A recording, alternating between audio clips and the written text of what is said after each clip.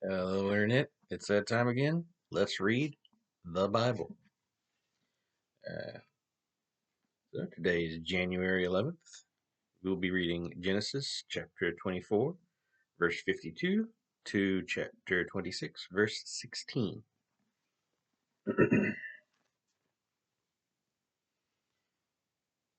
At this reply, Abraham's servant fell to his knees before Jehovah. Then he brought out jewels set in solid gold and silver for Rebekah, and lovely clothing, and he gave many valuable presents to her mother and brother. Then they had supper, and the servant of the men with him stayed there overnight. But early the next morning he said, "Send me back to my master." "But we want Rebecca here at least another 10 days or so," her mother and her brother exclaimed. "Then she can go." But he pleaded, "Then she can go." But he pleaded, "Don't hinder my return. The Lord has made my mission successful, and I want to report back to my master." "Well," they said, "we'll call the girl and ask her what she thinks." So they called Rebecca. "Are you willing to go with this man?" they asked her. And she replied, "Yes, I will go." So they told her goodbye, sending along the woman who had been her childhood nurse, and blessed her with this blessing as they parted: "Our sister, may you become the mother of many millions. May your descendants overcome all your enemies." So Rebekah and her servant girls mounted the camels and went with him. Meanwhile, Isaac, whose home was in the Negeb, had returned to Beer Lahai Roi. One evening, as he was taking a walk out in the fields meditating, he looked up and saw the camels coming. Rebekah noticed him and quickly dismounted. "Who is that man walking through the fields to meet us?" she asked the servant. And he replied, "It is my master's son." So she covered her face with a veil. Then the servant told Isaac the whole story. That sentence right there would have made yesterday's reading so much quicker.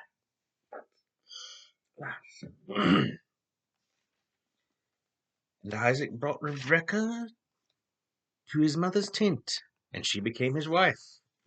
Oh, this time they'll use euphemisms and poetic talk, but when Adam and Eve are getting it on, they're just like, "and they had sexual intercourse." I digress.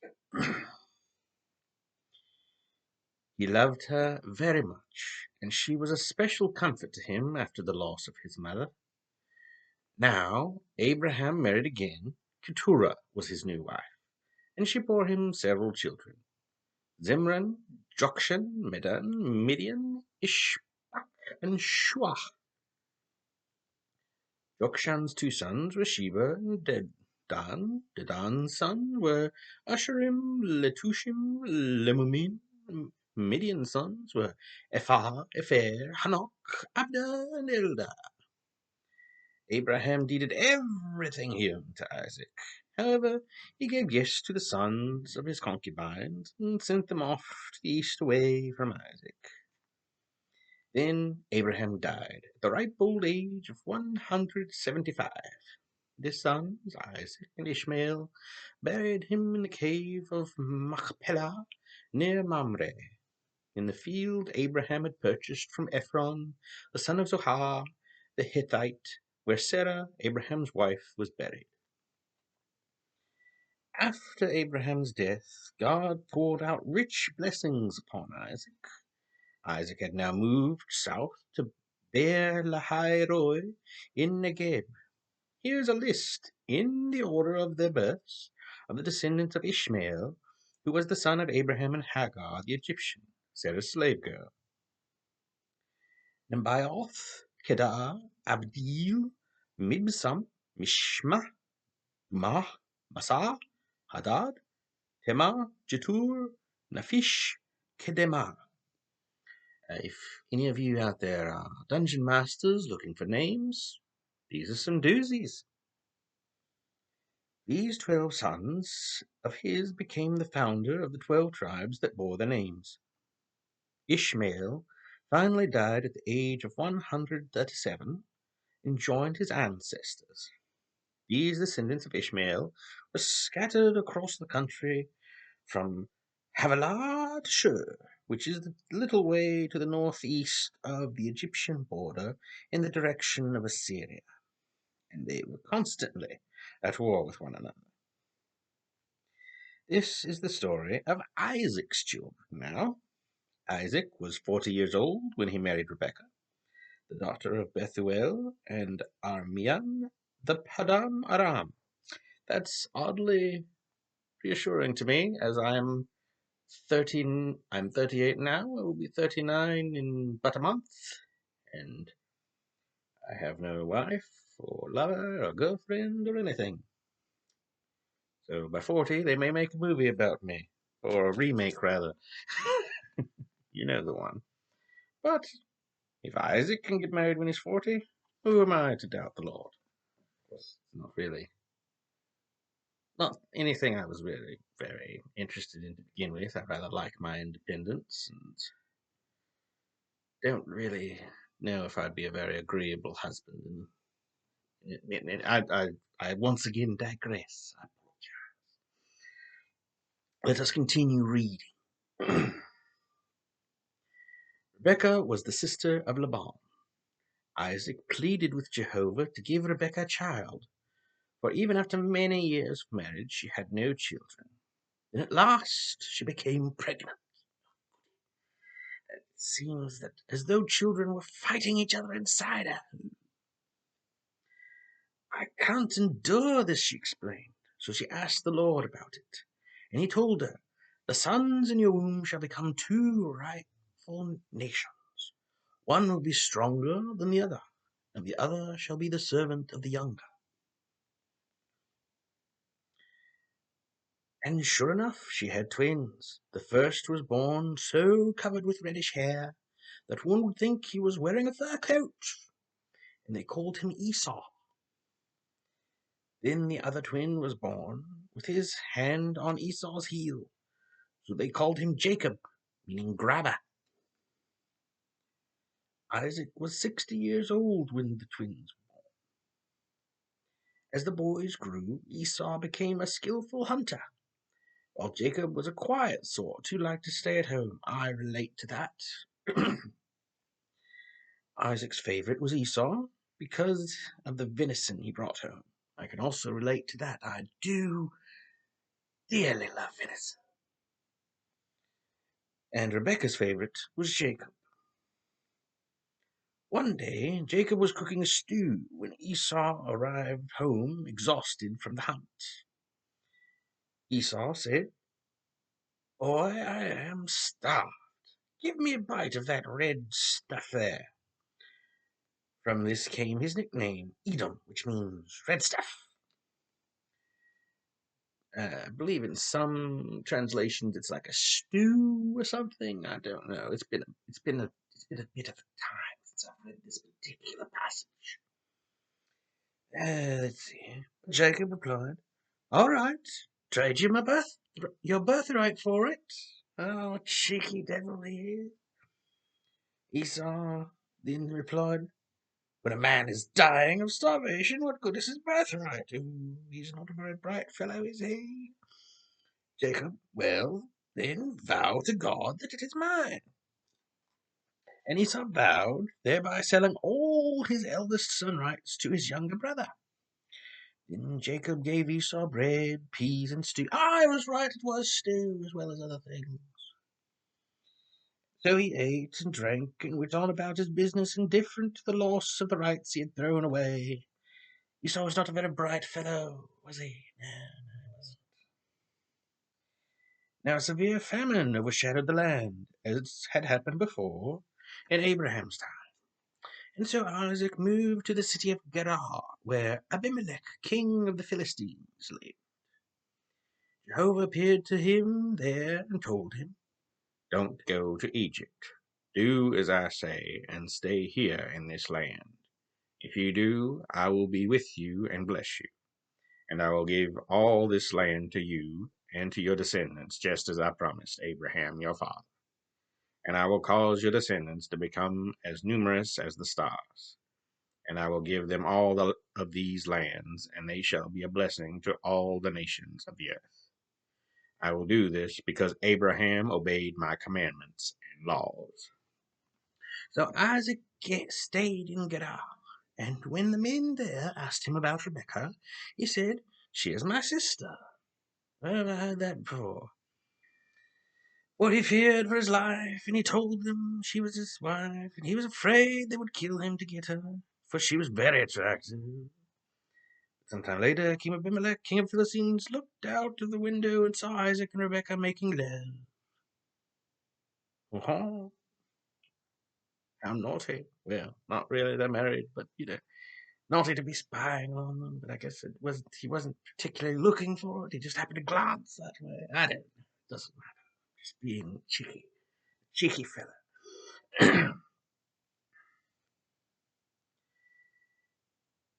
In any case, Abimelech called for Isaac and exclaimed, "She is your wife! Why did you say she is your sister?"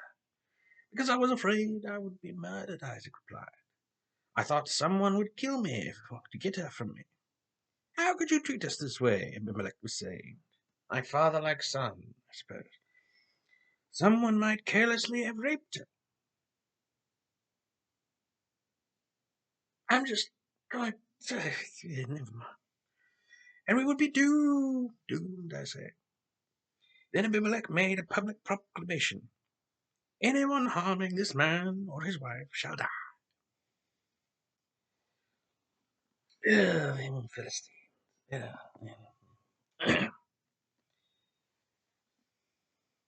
That year, Isaac's crops were tremendous, 100 times the grain he sowed.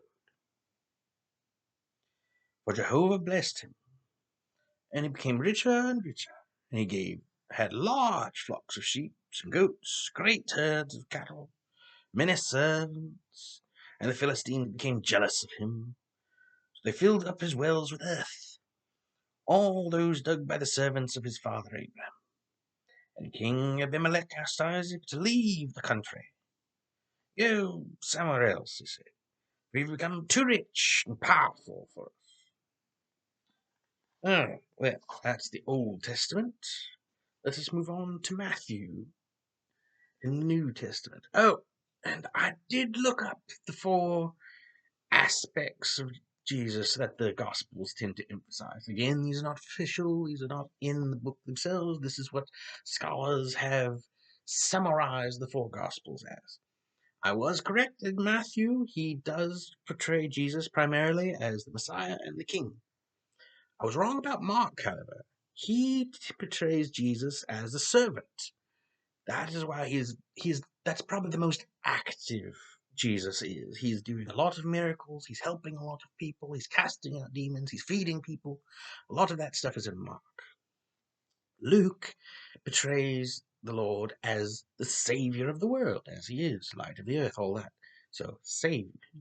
And then it is John who focuses on Jesus as the Son of God, his divinity as well. So it's King, servant, savior, God.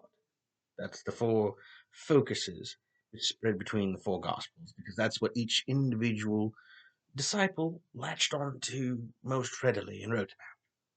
So I look forward to the different aspects of the Gospels, as it's been quite some time since I've read them. I'm not even certain I've read all 4 all the way through. I've read bits and pieces, but you know how it is with life. You get busy. I don't know why I'm stuck in this accent. I don't particularly think this is one of my regulars, but it just seemed natural. Anyway, on to Matthew. Let's do something very different. In honor of my silliness in using the word Chinaman yesterday, are we gonna talk like a shitty man from South Park? I forget his name. Mr. Chung or something? So we're going, He's not racist because he's not really a Chinaman. He's a white man with a psychological thing that makes him act like a Chinaman. I'm making excuses. So don't you Mongolians burn down my shitty wall. When Jesus noticed how large the crowd was growing, he instructed his disciples to get ready to cross the other side of the lake. Just then, one of the Jewish religious reachers, said to him, Teacher, I will go follow you no matter where you go. But Jesus said, I'm not going to do Jesus in this voice. Foxes have dens, and birds have nests. But I, the Messiah, have no home of my own, no place to lay my head. Another his disciple said, Sir, when my father is dead, and I will follow you. But Jesus told him, Follow me now. Let those who are spiritually dead care for their own dead. Then he got into the boat and started across the lake with the disciples. Suddenly a terrible storm came up with waves higher than the boat, but Jesus was asleep. The disciples went to him and wakened him, shouting, Lord, save us! We're sinking! But Jesus answered, Oh, you men of little faith, why are you so frightened? Then he stood up and he rebuked the wind and the waves, and the storm subsided, and all was calm. The disciples said that there are, the disciples just sat there. Who is this? They asked themselves, that even the winds and the sea obey him. Then they arrived on the other side of the lake, in the country of Gadarenes. Two men with demons in them met him. They lived in a cemetery and were so dangerous that no one could go through that area. They began screaming at him. What do you want with us, O Son of God? You have no right to torment us yet. A herd of pigs was feeding in the distance, so the demons begged, If you cast us out, send us into that herd of pigs. All right, Jesus told them, Be gone. And they came out of the men and into the pigs, and the whole herd rushed off the cliff and drowned in the water below. The herdsmen fled to the nearest city, and the story of what had happened and the entire population came rushing out to see Jesus and beg him to go away and leave them alone. That's an odd reaction. I don't understand why they want him to leave. I don't make no sense to me, but I'm just a shitty man with the shitty walk. Okay, enough of that. Enough of that. I'm sure if this video got any viewers, I'd be canceled before. But I just felt like being silly.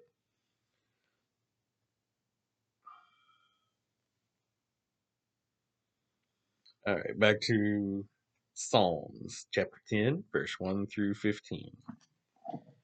We'll just go with it. All right. Lord, why are you standing aloof and far away? Why do you hide when I need you most? Come and deal with all these proud, wicked men who viciously persecute the poor. Pour upon these men the evil they planned for us. For these men brag of all their evil lusts. They revile God and congratulate the Lord, those the Lord abhors, whose only goal in life is money. These wicked men, so proud and haughty, seem to think that God is dead. They wouldn't think of looking for him. Yet there is success in everything they do, and their enemies fall before them. They do not see your punishment awaiting them. They boast that neither God nor man can ever keep them down. Somehow they'll find a way. Their mouths are full of profanity and lies and fraud. They are always boasting of their evil plans. They lurk in dark alleys in the city and murder passersby. Like lions, they crouch silently, waiting to pounce upon the poor. Like hunters, they catch their victims in their traps. The unfortunate are overwhelmed by their superior strength and fall beneath their blows. God isn't watching, they say to themselves. He'll never know. Oh Lord, arise. Oh God, crush them. Don't forget the poor or anyone else in need. Why do you let the wicked get away with this contempt for God? For they think God will never call them to account. Lord, you see what they are doing. You have noted each evil act. You know what trouble and grief they have caused. Now punish them, O Lord. The poor man trusts himself to you. You are known as the helper of the helpless. Break the arms of these wicked men. Go after them until the last of them is destroyed. That's a good prayer for this day and age, honestly. It's hitting all that's going on in the world. Whoever you think is the evil man that needs to be destroyed, God knows for sure. So I think that's a good prayer for everybody. Send up his way. My Lord, there's enough wickedness in this day and age. All right, last bit. Proverbs. Proverbs for today, chapter 3, verses 7 and 8. Don't be conceited, sure of your own wisdom. Instead, trust and reverence the Lord, and turn your back on evil. When you do that, you will be given renewed health and vitality. All right. Thank you for listening. I hope I wasn't too offensive. But anyway, you have a good evening. God bless. And goodbye.